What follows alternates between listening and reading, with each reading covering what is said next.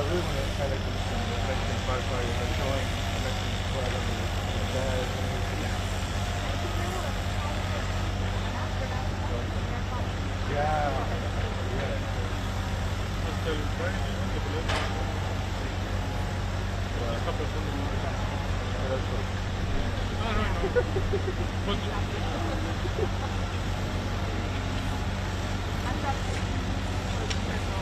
Yeah, that's not yeah.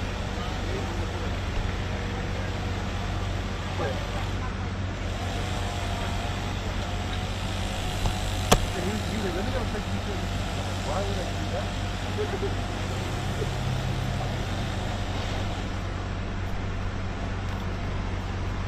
Where do you want to stand next to?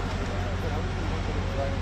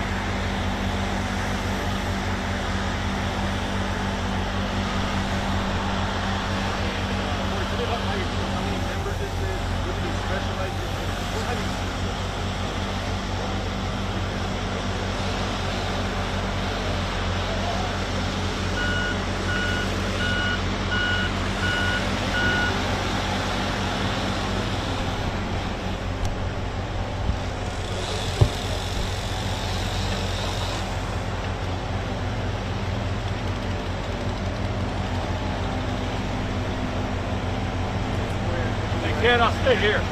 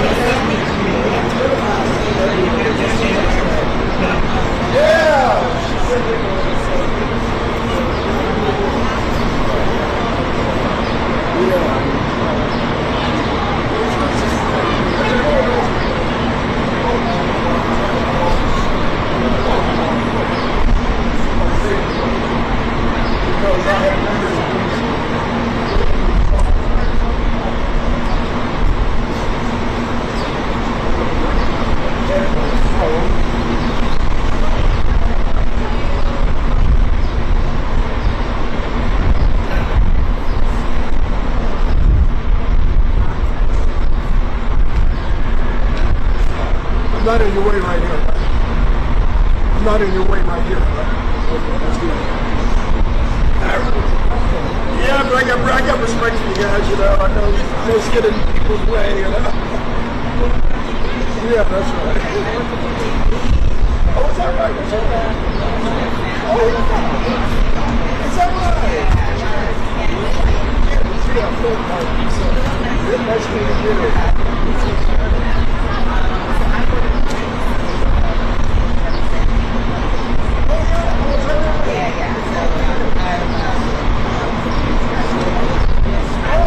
Excellent.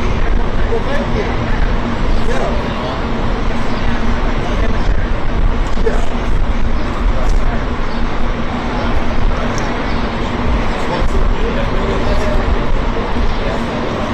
113 now.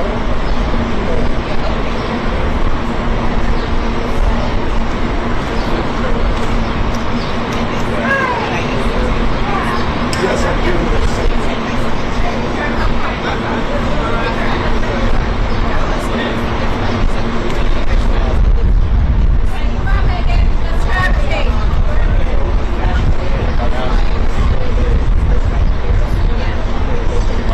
I missed the trip. So I didn't walk in at the store. I walked in.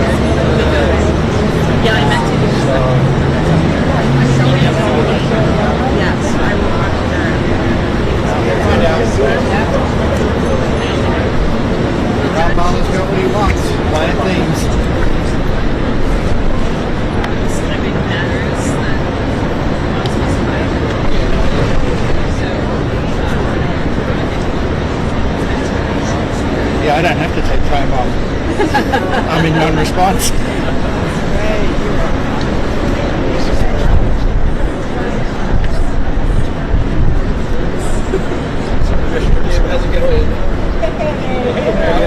Hey, there's three of us. I know. Where's your t-shirt? I know. I should have suited up. Glad I saw your shirt. I did. Yeah. It's actually my first time taking it. You're on the 10:40. Yes, it was at 10:40. Okay. Yeah, it's like I actually tried to catch it earlier. Anyway, made it.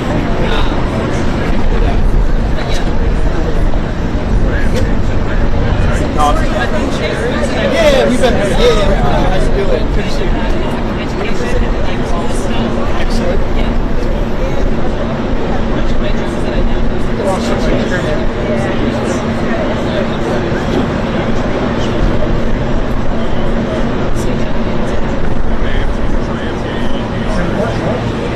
What was that? Yeah, no, it was nice surprise. Very happy.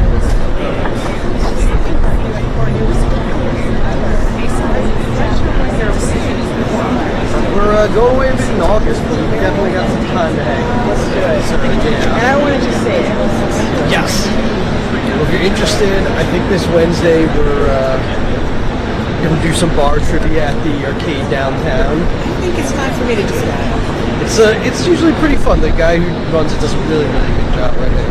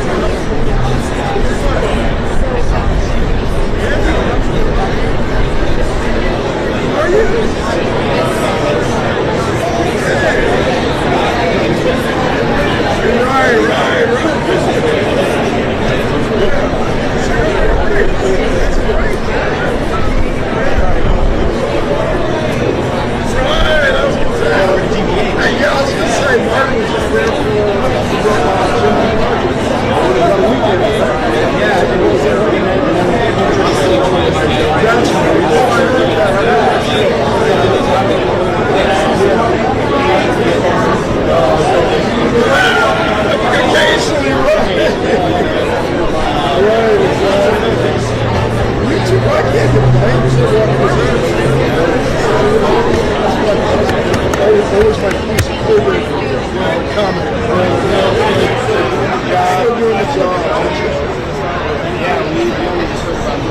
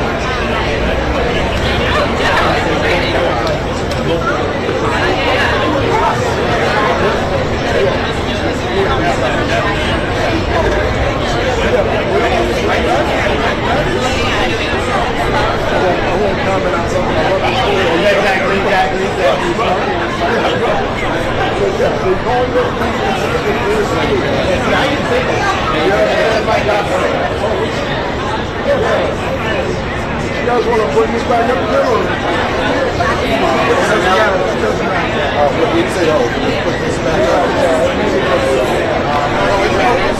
I don't know if we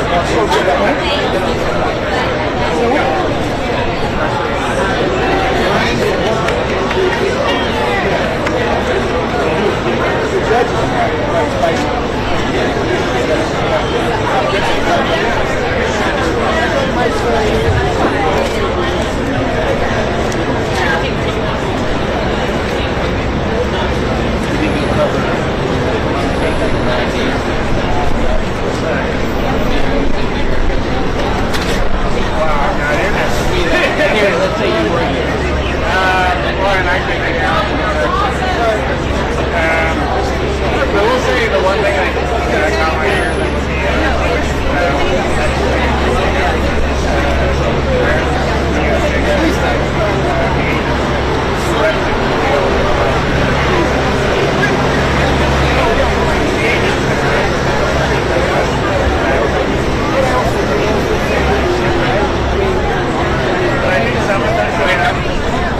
I only come it on. When you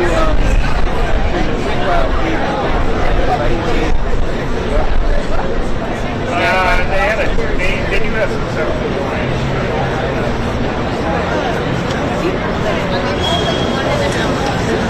Welcome, everybody. We're going to begin.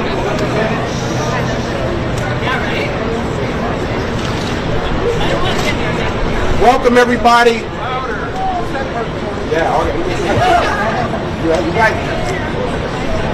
Welcome, everybody, to this historic trial which documents and fights back against ideological deportation.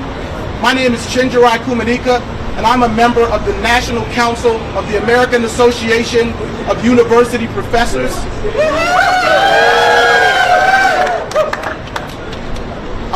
Today's press conference is going to be led by Ramya Krishnan, who is, the lead counsel for the plaintiffs and representing the Knight First Amendment Institute. So what's going to happen is we're going to have the press conference. We're going to hear from Ramya. There'll be a Q&A, and then we will transition to a rally. And with that, let me bring on Ramya.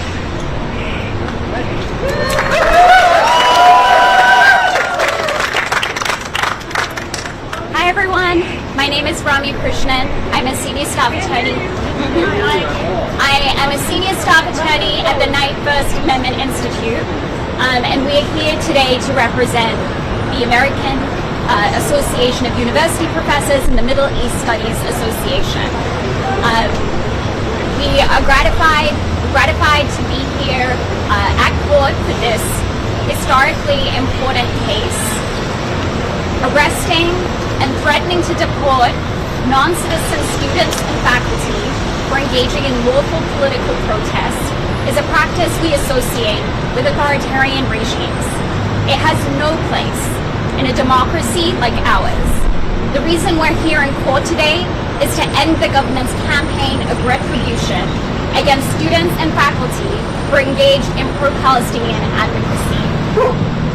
We heard today from members of the AUP and MESA, Professor Megan Hiska of Northwestern University and Professor Nadia Al-Ali of Brown University. We heard from them about the effects of the government's policy of ideological deportation. We heard how the policy is working as it was intended to work. It is terrorizing students and faculty, and it is silencing plaintiffs and their members. I want to thank Cher Tremonti, our co-counsel, who was in court with us this morning. And I want to say that we're honored to be representing the AUP and MESA in this case. I'm happy to take questions. My name is Ramya, R-A-M-Y-A, Krishnan, K-R-I-S-H-N-A-N. How do you address these issues that seem to be inflation between pro-Palestinian? How do you basically differentiate what is law? Why those issues are important, and talk about the inflation of those in the context of legal arguments from the government about why they're targeting individuals who they consider Palestinian.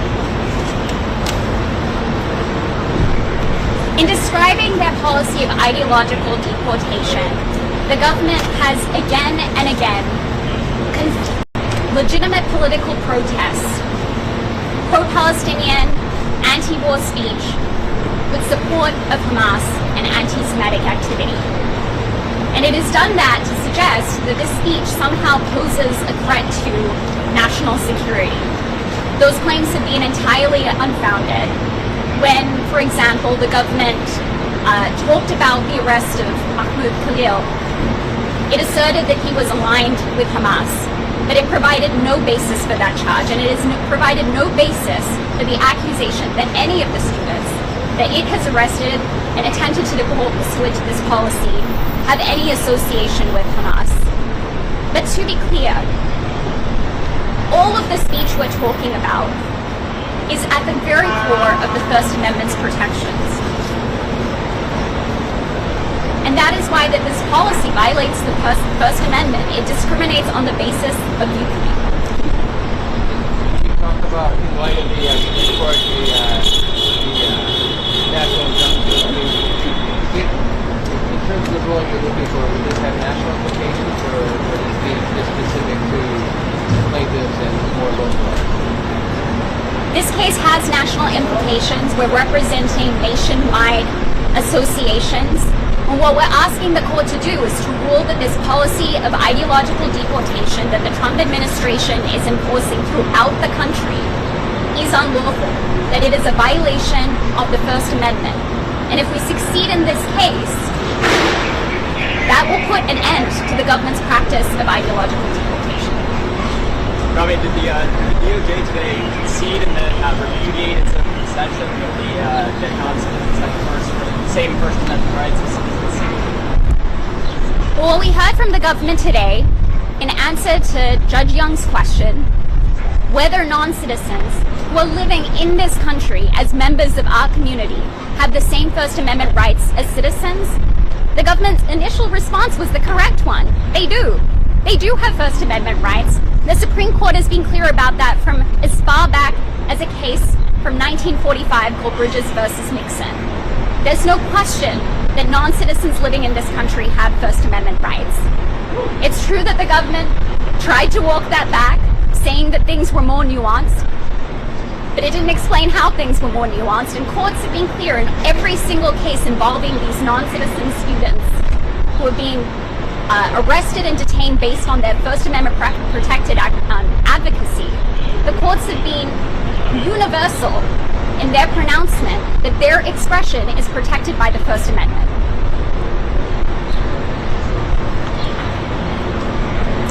For people who are walking through this story for the first time, can you describe what the story is all about, what triggered this and what's at stake?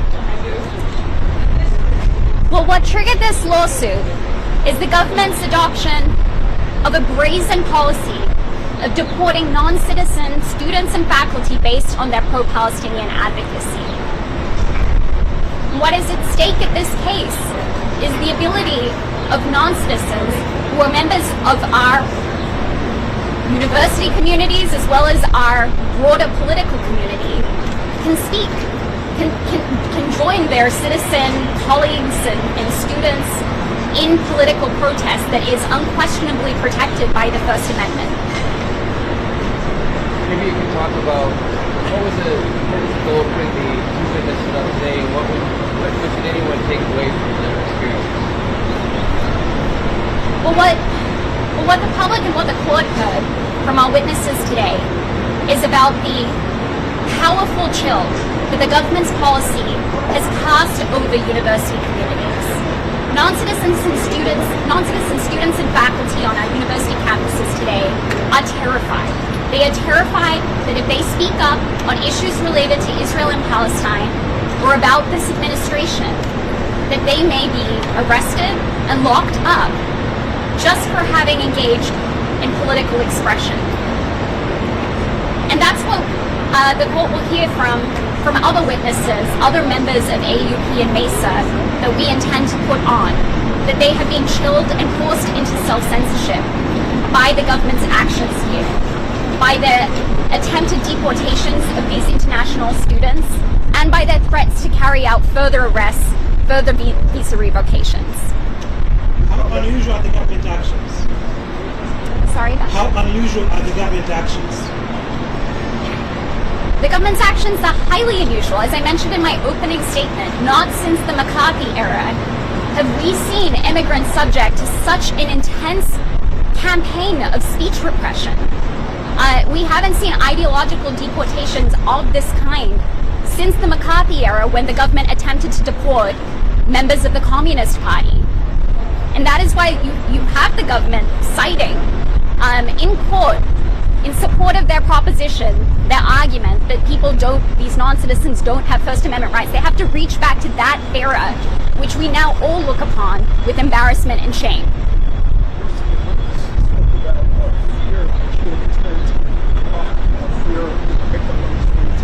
Juxtapose that fear of questions. Are you, what protections are being afforded to your witnesses, given their fear of the United States revolution of your testimony? What are you assured then?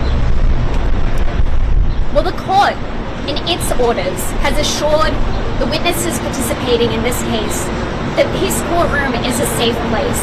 He has issued an order prohibiting any retaliation against any of the witnesses in this case from any quarter. He's been absolutely clear on that. And it is because the court has provided that assurance that these extremely brave and courageous non-citizen members of our clients have come forward and testified in this case. And they've done so because they're afraid that if they don't speak up, the government will continue its campaign of retribution, catching and sweeping other non-citizens into its crosshairs. Has that such an order has precedent? Has it ever happened before? How unusual is that? I can't comment on the unusualness of such an order, but the judge obviously thought that that kind of order was warranted in this case. One more question. All right, if there's no other questions, thank you so much.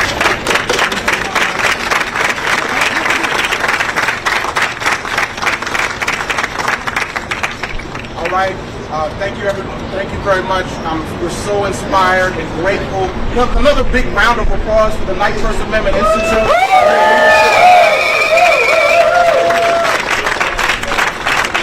Thank you to all members of the press. We're now transitioning into our rally. We're closing out the press conference and transitioning into our rally. Mic check, mic check. Everybody hear me? All right, y'all, let's let them hear. Up, up with education, down, down with deportation. Up with education, down, down with deportation. Up with education, down, down with deportation. Up with education, down, down with deportation. Up with education, down, down with deportation. Up with education, down, down with deportation.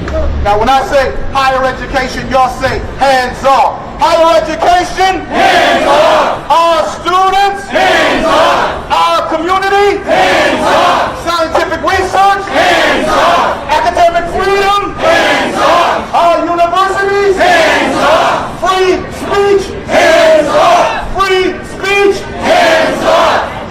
Yeah. Woo!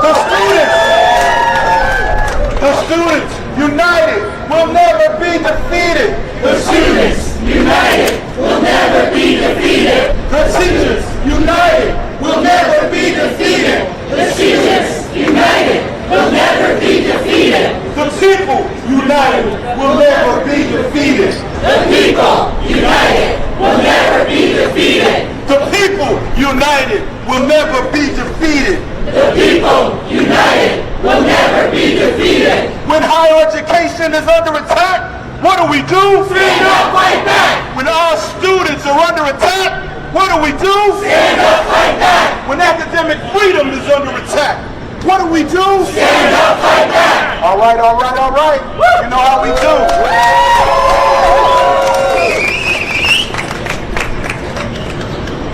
I want to thank everybody for being out here.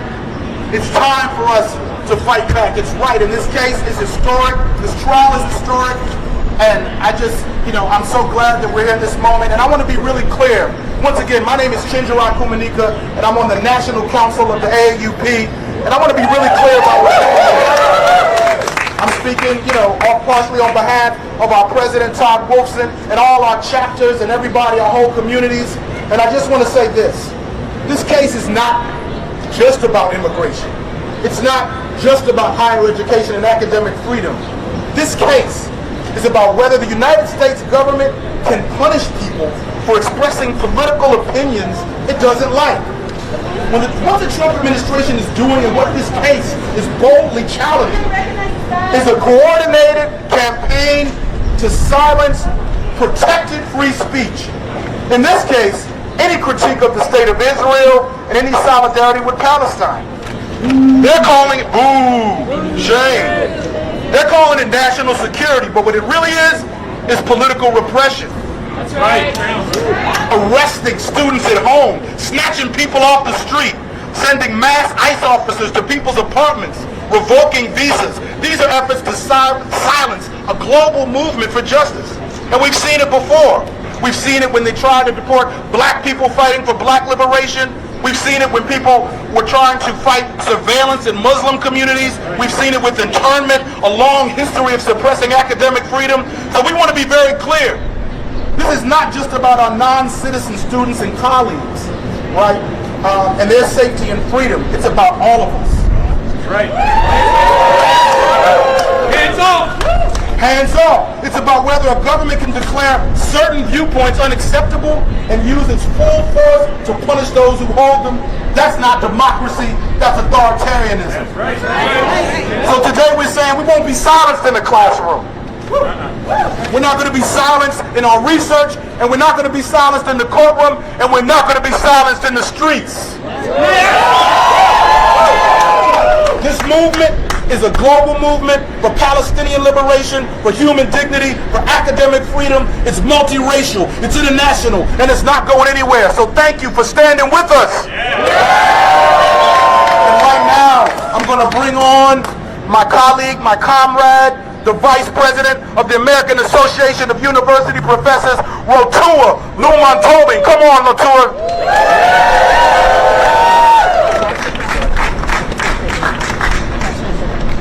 Can you hear me? Thank you. That's the last, right into it.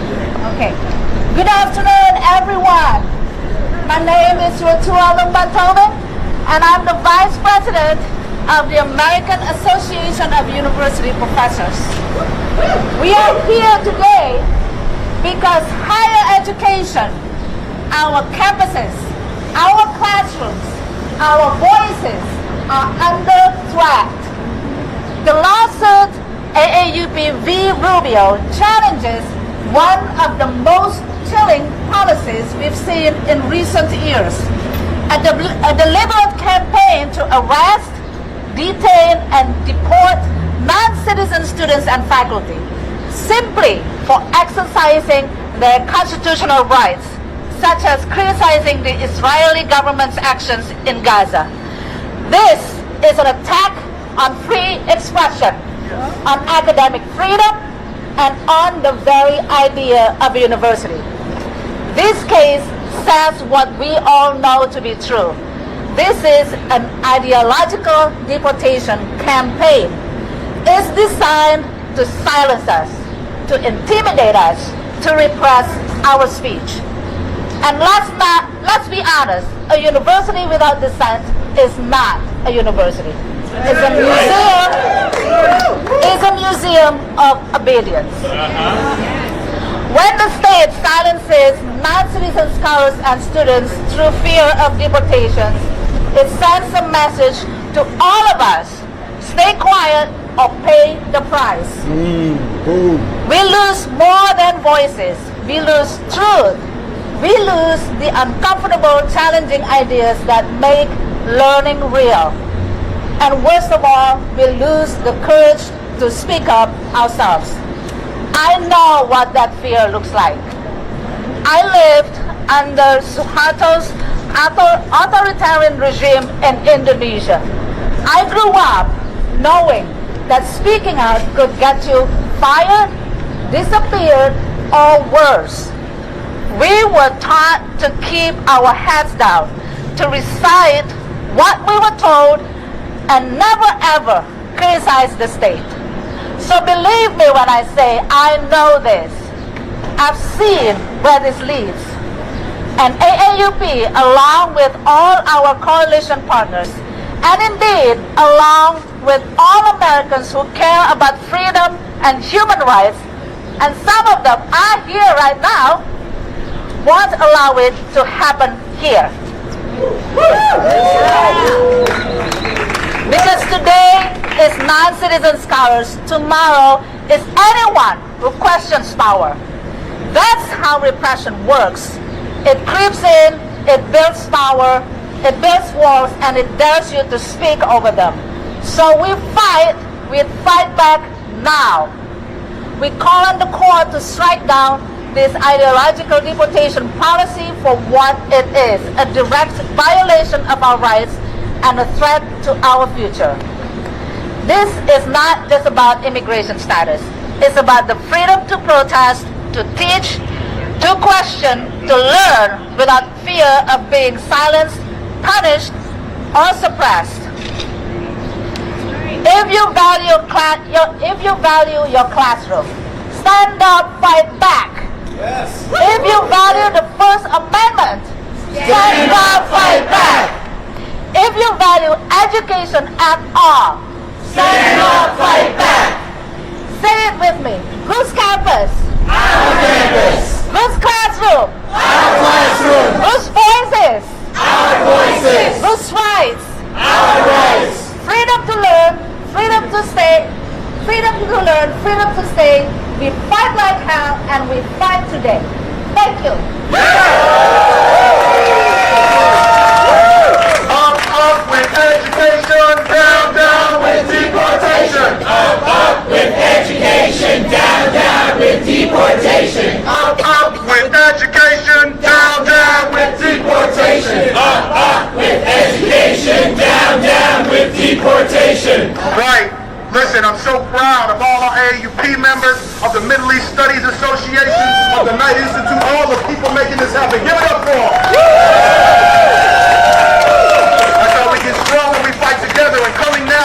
to us is a comrade I'm so inspired by. Please welcome Jessica Tang, president of AFT Massachusetts. Come on. Good morning, everyone. So my name is Jessica Tang, and I am a middle school teacher, and a history teacher. And I'm also proud here to represent the 25,000 members of AFT Massachusetts. We represent pre-K through higher ed, and we're so proud that AUP is an affiliate of the AFT as well. And so I'm here because we know that what higher ed is facing is not happening in isolation of what's happening across the country. Whether it's our pre-K through 12 classrooms. So for example, we've also seen the silencing of free speech in reteaching real history and truth. We've seen here in Massachusetts actually one of the highest rates of book bannings. It's not just happening in places like Florida or Texas. We see people being asked in Iowa to take down posters that say things like, "Everyone is welcome here." Since when was it not okay to make a statement that everyone is welcome here in a school or a college or a university? That's a problem.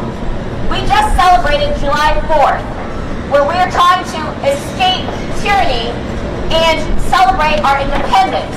Yet at the same time, we are seeing an erosion of academic freedom and independence in our institutions, whether they be, again, public education, higher education, but let's also talk about retaliation to media that disagrees with them, retaliation to nonprofits. Universities are a part of the playbook that we see in authoritarian regimes. And that is why we have to stand up, speak out, and fight against this. And I'm really proud also to serve with AUP President Tom Wilson on the AFT's Resistance Committee. You all, my friends, are an important part of that resistance movement right now, right here today. Because if we don't stand up and speak out, first it might be going after students who disagree about, who the government disagrees about their thoughts on Palestine. But what next? What will be the next thing that you can't talk about or can't speak about? This is a slippery slope to authoritarianism, and if we don't stop it now, it will only continue. Because we know that POA, first they came for students, who, right? All the different people, right? I was going to do the whole quote, but I won't do that whole. But that's where the saying comes, right? We know first they come from one group, then when it comes for another, and if we don't speak up now, there will be no one left to fight back. And that is why we must fight back. And I'll end with this and say that diversity is actually what makes our institutions stronger and better. Whether it's the diversity of our students and our faculty, or whether it's the diversity of their thoughts. That's what schools and universities are supposed to be about. It's about seeking truth. It's about talking about differences of opinions. It's about discourse, and that is all fundamental to democracy. And so, yes, this is about protecting our students and our faculty, and those who may not have the immigration status that they should be safely be able to count on. But this is bigger than that. This is also about our democracy, and that is why we must continue to stand up and fight back. What we also know from history is that when we fight, we win. When we fight, we win. When we fight, we win. We must keep fighting this.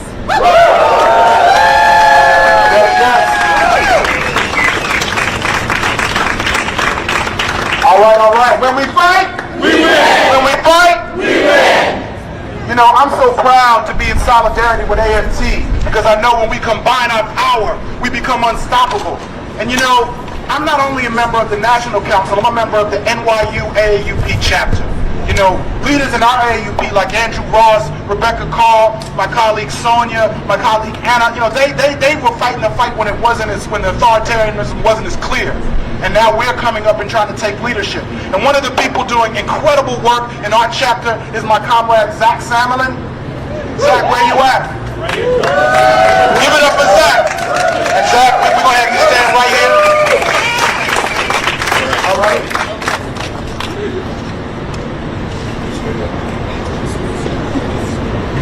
up, everybody? Can you hear me? Yes. Zach Samlin, I'm the Vice President of the NYU AAU chapter. And I'm going to talk about how at NYU the right to protest and to speak freely and forcefully against the genocide in Gaza has been dealt a heavy blow by the Trump administration's policy of ideological deportation and its campaign of threats against non-citizen protesters. We're still out there. Students and colleagues are still fighting against complicity in the genocide of Palestinians at both national and the institutional levels. But since January, the Trump administration has attempted to undermine our efforts and silence our voices by dividing us according to our immigration status. They've been dusting off some of the most menacing, unconstitutional Cold War and Red Scare. It is quite blustery out here. Unconstitutional Cold War and Red Scare tools for silencing the most vulnerable among us, singling out non-citizen students, colleagues, and community members for censorship. The government was in that courthouse today saying we can do this because we've done it before.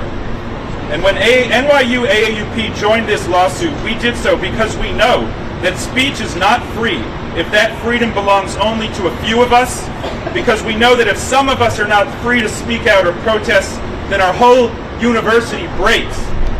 We joined the lawsuit because we refuse to let Trump, Rubio, or anybody else use citizenship to divide and conquer us. And above all, we joined to fight back against the criminalization of all protests, but especially of protests against the destruction and ethnic cleansing of Palestine. And let me say, too, that this lawsuit is not some abstract thing for NYU. We're a diverse and international school in the most diverse and international city in the United States. And a couple of months ago, there were DHS vehicles parked in the courtyard of NYU's faculty housing buildings, where I live, along with hundreds of other colleagues. And they weren't ICE, as I found out, as the vice president of AAUP for some reason. But for about 30 minutes, nobody knew who they were. It just said DHS, unmarked, tinted windows, SUVs. For anyone on a student or work visa, or even a green card, who had been involved in our protests, that half hour was long and distressing. A half hour of fear and terror and anxiety. Panic set in. Those colleagues and students sheltered in place, fearing that they would be kidnapped in broad daylight, like Rumeza Ozturk was just a few miles from here, and Mohsen Madawi had been as well. It wasn't paranoia. Our campus protests have been heavily surveilled by NYU, by NYPD, as well as by outside Zionist groups who, since Trump's January executive order, claim to be sending footage of our protests and lists of our names to ICE to target us for deportation. Faculty members, experts in Middle East studies, in Jewish studies, on the history of colonial rule, holed up in their apartments and offices, students hiding in the library and dorms. And what else should or could they have done? This fear, this censorship, it grinds the university to a halt. We cannot think or learn from one another if we cannot hear from our whole community. We don't have academic freedom or freedom of speech if some of us are living in fear of saying or thinking that which we've been forbidden to say or think. Over a century ago, the United States government succeeded in doing to Emma Goldman what they are trying to do to our students and colleagues today. They criminalized her political speech and targeted her for her activism. They stripped her of her citizenship by weaponizing denaturalization statutes, and then they rounded her up in the Palmer raids and deported her to the newborn Soviet Union. She was imprisoned, not in a dungeon in Jena, Louisiana, but in New York Harbor, in Ellis Island, in plain view of the Statue of Liberty. And she quipped that if we, quote, as a nation, were not such unspeakable hypocrites, we should long since have placed a club instead of a torch in the hand of the goddess of liberty, the Statue of Liberty. The police mace, she said, is not merely the symbol, but the very essence of our so-called liberty and order. We must not repeat these darkest chapters in the history of U.S. xenophobia and repression. We have got to keep fighting back for our students, for each other, for our whole community, in this courthouse and on these streets. Thank you.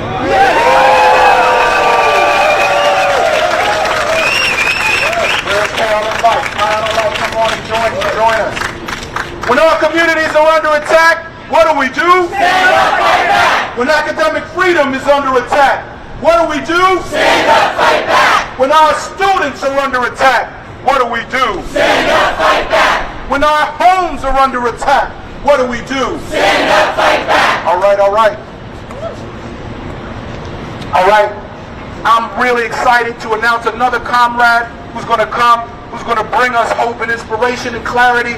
Everybody give it up for Carolyn Light, Senior Lecturer in Gender Studies at Harvard University.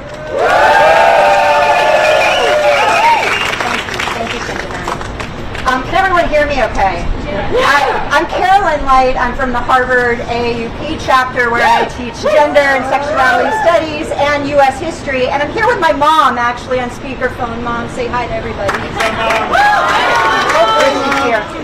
This lawsuit is deeply personal to me and to my mom. We are descended from people who fled pogroms in the Jewish Pale of Settlement to come to the United States seeking refuge, and especially so that they could practice their freedom of religion that the old country denied us, right? A key tenet of Judaism that I was raised with is something called tikkun olam. It literally means repairing the world. It is the responsibility of every Jewish person to do their best to try to denounce oppression wherever we see it, to speak out against unfairness and harm and violence against others.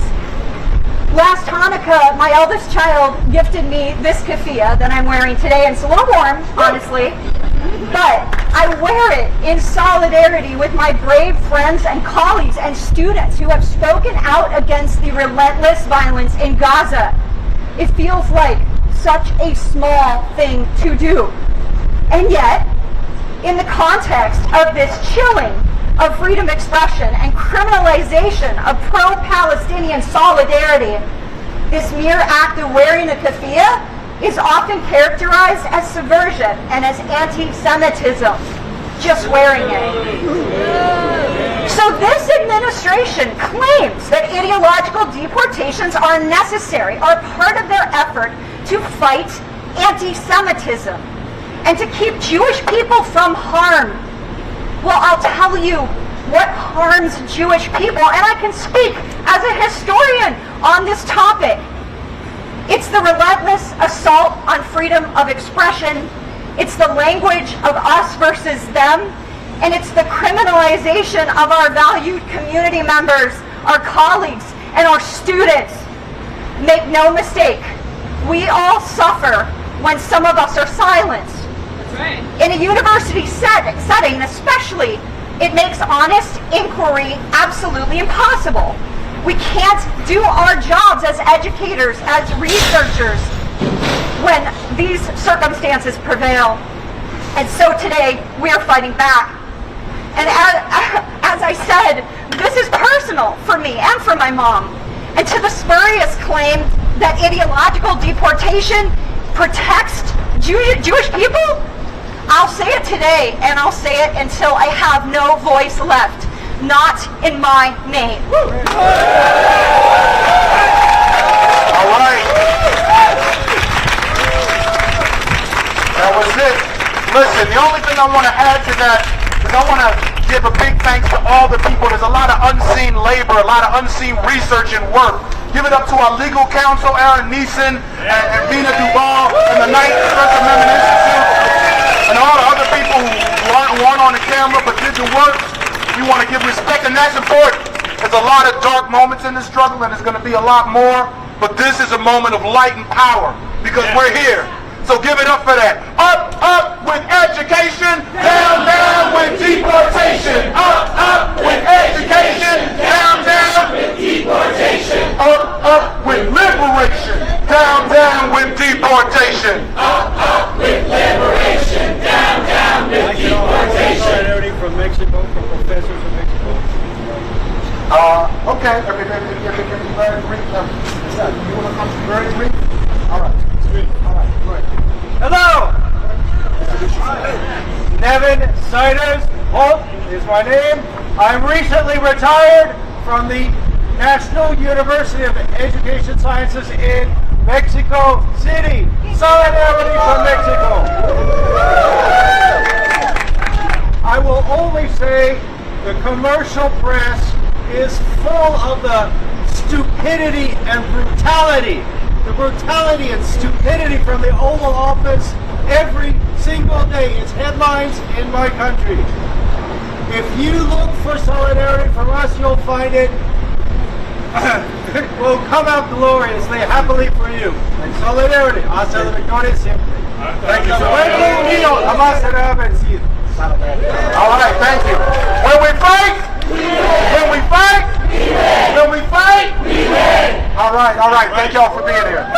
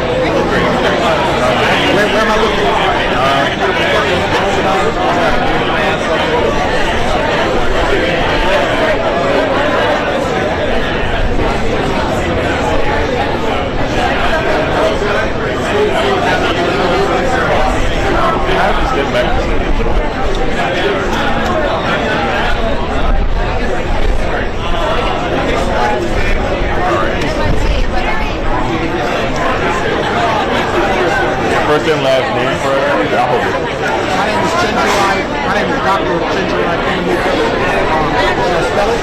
Yes, please. My name is spelled C-H-E-N-A-Z-J-E-R-A-I. And then my last name is spelled C-U-M-A-N-Y-I-K-G. Perfect. You look very beautiful. Why is today important, and why are we all here today? I think this case is really important because, for one, it documents what's going on with these ideological deportations. When you hear what's going on in this case, you're going to hear a really powerful testimony that's showing the ways that people are having to stop doing the things that make university work and make research work, choices about their lives and what makes our lives and our culture